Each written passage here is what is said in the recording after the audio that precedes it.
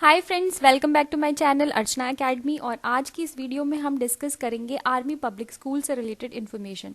तो हमारे जो डिस्कशन के टॉपिक्स हैं वो है रिजल्ट डेट, रिजल्ट कब आएगा, स्टेजेस क्या होंगे एग्जाम क्वालिफाई करने के बाद, और हमें अपने स्कोर कार्ड की वैलिडिटी कैसे इंक्रीज करनी है, स्कोर कार्ड मिलने के बाद हमें किन स्टेप्स की तरफ मूव करना है, क्योंकि प्रिपरेशन तो आपको अभी से करनी पड़ेगी।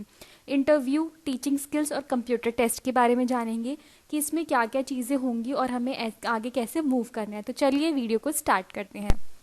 तो सबसे पहले हमें ये जानना ज़रूरी है कि आर्मी पब्लिक स्कूल्स कितने हैं। तो 137 आर्मी स्कूल्स हैं इंडिया में, located in various cantonments and military stations across India. The schools are administered and managed by local army authorities, इसे मैनेज करती हैं।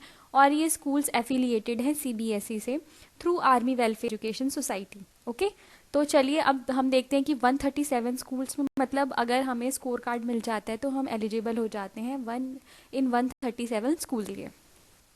अब ये एक्सपेक्टेड है कि जो रिजल्ट है वो दिसंबर 2020 पे आएगा, क्योंकि लास्ट ईयर भी रिजल्ट 11 डेज के बाद आ गया था एग्जाम के।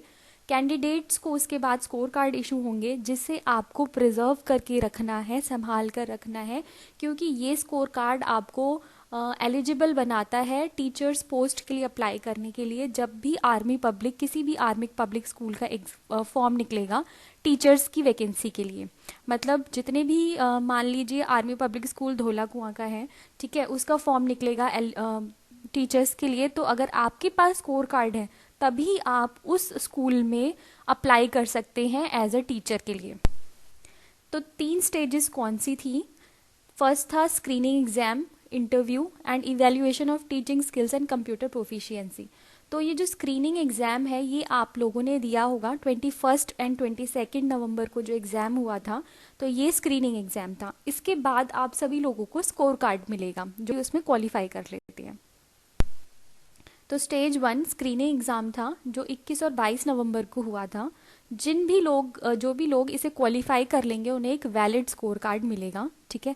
और ये score card life time valid है, ये score card life time valid है। बट अगर आपको इसे लाइफ टाइम वैलिड बनाना है तो आपको जिस दिन ये स्कोर कार्ड मिलेगा उससे 3 साल के अंदर आपको विद इन 3 ईयर्स 3 साल के अंदर आपको किसी भी सीबीएसई एफिलिएटेड स्कूल में ज्वाइन करना है as a teacher at least for 1 year. मतलब ज्वाइन करने के बाद आपको सीबीएसई स्कूल में 1 साल तक पढ़ाना है। मान लीजिए मुझे आज ये स्कोर कार्ड मिल गया तो आज से 3 साल के अंदर मुझे किसी भी सीबीएसई एफिलिएटेड स्कूल में ज्वाइन करना है एज अ टीचर और वहाँ पे 1 साल तक पढ़ाना है, अगर मैं उस स्कोर कार्ड की वैलिडिटी लाइफ टाइम रखना चाहती हूँ। ज्वाइन करने के बाद जब भी किसी भी आर्मी पब्लिक स्कूल का फॉर्म निकलेगा टीचर्स के लिए, मैं उसमें अपने स्कोर कार्ड को दिखाकर फिल करके फॉर्म को अप्लाई कर सकती हूँ एज अ टीचर, और वहाँ पे मुझे इंटरव्यू टेस्ट देना होगा और इवेल्युएशन टेस्ट देना होगा। Score card will make candidate eligible to appear for the remaining stages of the selection procedure. तो मतलब अभी आप ये ना सोचें कि आपने रिजल्ट के बाद आपको जॉब मिल जाएगी। मतलब हम सिर्फ एलिजिबल हो सकते हैं जॉब के लिए, बट हमें जॉब तभी मिलेगी जब किसी स्पेसिफिक आर्मी पब्लिक स्कूल का फॉर्म निकलेगा टीचर्स की वैकेंसी के लिए, तब हम स्कोर कार्ड के थ्रू वहाँ पे अप्लाई कर सकते हैं। जैसे सीटेट के केस में होता है, वो भी एक क्वालिफाइंग एग्जाम है, तो उसके थ्रू आप इंडिया के किसी भी स्कूल में अप्लाई कर सकते हैं। बट आर्मी पब्लिक स्कूल में अप्लाई करने के लिए आपके पास आर्मी पब्लिक का स्कोर कार्ड होना चाहिए।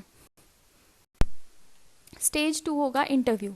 तो जितने भी रिस्पेक्टिव स्कूल्स हैं, मींस 137 स्कूल्स, वो वैकेंसीज निकालेंगे फिर अपनी लोकल न्यूज़पेपर, स्कूल वेबसाइट या नोटिस बोर्ड के थ्रू। तो आपको इन पे भी नज़र रखनी है अगर आपको क्वालिफाई हो जाता है एग्जाम, कि कहीं किसी आर्मी पब्लिक स्कूल की वैकेंसी तो नहीं निकल रही, क्योंकि अब आपके पास स्कोर कार्ड है तो आपको इन वैकेंसीज पे ध्यान रखना पड़ेगा ताकि आप उसमें अप्लाई कर सकें। द इंटरव्यूज में और not be held at the location. अब ये ज़रूरी नहीं है कि अगर वो आर्मी पब्लिक स्कूल दिल्ली में है तो उसका इंटरव्यू दिल्ली में ही होगा। ये इनके अथॉरिटीज़ पे बेस्ड है कि ये कहाँ पर आपका इंटरव्यू लेना चाहते हैं। It is conducted to know. Interview क्यों किया जा रहा है? क्योंकि इंटरव्यू से आपके बिहेवियर का पता चलता है, कैंडिडेट के बिहेवियर और एटीट्यूड का पता चलता है। ये पता चलता है कि वो क्या क्लास को एफिशिएंटली हैंडल कर सकता है। तो इस इंटरव्यू में आपसे एप्टीट्यूड के question, CDP, child pedagogy, psychology के बारे में क्वेश्चंस होते हैं। Appointments will be made as per CBSE AWES rule. Appointment CBSE rules पर या AWS रूल पर आधारित होते हैं। अब इंटरव्यू जो है वो ग्रुप ऑफ स्कूल्स के लिए होगा। जैसे कि दिल्ली में जितने आर्मी पब्लिक स्कूल होंगे तो उनका पूरा एक क्लस्टर होगा, 4-5 स्कूल्स जितने भी होंगे तो उनके लिए एक फॉर्म निकलेगा। ठीक है, तो आप जिसके लिए भी उसमें से अप्लाई करेंगे उस स्पेसिफिक मतलब आप प्रेफरेंस देंगे, अगर आपका सिलेक्शन होता है तो आपको वो पोस्ट मिल जाएगी स्कूल के अंदर। इस तरीके से मान लीजिए कोई और रीजन है इंडिया का, एक स्टेट है, उसमें आर्मी पब्लिक स्कूल 5-6 हैं, तो वो एक क्लस्टर है, ग्रुप है स्कूल्स का। ओके, तो and selected candidates for regular category में be appointed in any schools, और वो किसी भी स्कूल में अपनी प्रेफरेंस के हिसाब से पोस्ट उन्हें मिल सकती है, या उनके इंटरव्यू पे बेस्ड होता है। अथॉरिटी डिसाइड करेंगी कि वो उन्हें कौन सा स्कूल देंगी उनके इंटरव्यू क्वालिफाई करने के बाद। अथॉरिटीज कंडक्टिंग द इंटरव्यूज में कैरी आउट एडिशनल स्क्रीनिंग। अब यहाँ पे भी ध्यान देने वाली बात है कि अगर अथॉरिटीज़ ये नोटिस करती है कि बहुत सारे इंटरव्यूअर्स आ गए हैं, ठीक है, और मैनेज करना थोड़ा सा मुश्किल हो गया है, तो अथॉरिटीज़ पे बेस्ड है कि वो इंटरव्यू में एक एडिशनल लेवल भी डाल सकते हैं। वो एक सेकंड टाइप का इंटरव्यू भी रख सकते हैं, सेकंड स्टेज का इंटरव्यू भी रख सकते हैं, ताकि वो कैंडिडेट्स को कम कर सके, क्योंकि वैकेंसी तो लिमिटेड होंगी, बट अगर कैंडिडेट ज़्यादा हो गए तो वो एक एडिशनल इंटरव्यू भी या स्क्रीनिंग टेस्ट भी रख सकते हैं। Stage 3 evaluation of teaching skills and computer proficiency. तो यहाँ पर लैंग्वेज टीचर्स ध्यान दें, इंग्लिश, हिंदी, संस्कृत, तो जो भी लैंग्वेज टीचर्स हैं उन्हें रिटन टेस्ट देना पड़ेगा ऐसे और कॉम्प्रीहेंशन का। ऐसे 15 मार्क्स का होगा और कॉम्प्रीहेंशन भी 15 मार्क्स की होगी। ठीक है, और उसके साथ ही आपको इवैल्यूएशन टेस्ट देना पड़ेगा टीचिंग स्किल्स का, जिसमें टीचिंग के क्वेश्चंस होंगे। तो ये लैंग्वेज टीचर्स के लिए है, ऐसे एंड कॉम्प्रीहेंशन, और इवैल्यूएशन ऑफ टीचिंग स्किल्स ये बाकी पोस्ट के टीचर्स के लिए है। उसके बाद आ जाता है सिलेक्शन कमेटी में also hold computer proficiency test. अब ये है मे कैन, मतलब वो कर सकते हैं, कंप्यूटर प्रोफिशिएंसी टेस्ट भी ले सकते हैं। हो सकता है वो आपको एक पैसेज दे दें और आपको उसे कंप्यूटर पे टाइप करना हो, या आपको एक पावर पॉइंट प्रेजेंटेशन बनानी हो।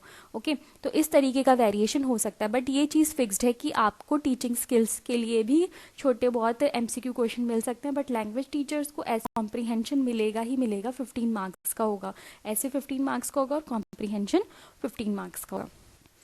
तो ये वीडियो इस तरीके से एंड होती है। अगर आपकी कोई क्वेरीज हो तो प्लीज़ कमेंट्स में ज़रूर लिखें, and good luck for upcoming exams.